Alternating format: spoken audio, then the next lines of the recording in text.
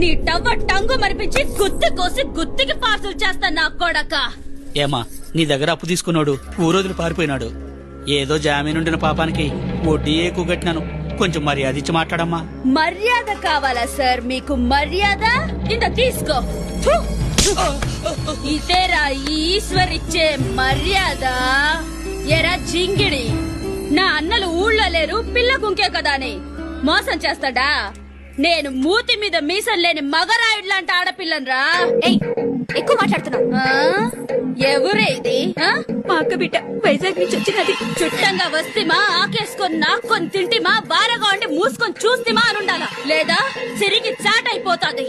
ఏయ్, ఇంకో అరగంటలో మొత్తం లెక్కొచ్చి చేరాలనే. అమ్మా, అరగంటలోగా 3 లక్షలు యాడ్ నుంచి తెచ్చిచ్చేది. ఒక్క వారం టైం ఈ తల్లి. నా తల తాకట్టు పెట్టేనే తెచ్చిస్తాను. ఏంది ఈ మాసిన తలకాయ? చి చి చి చి చి చి చి. నీ టవ్వ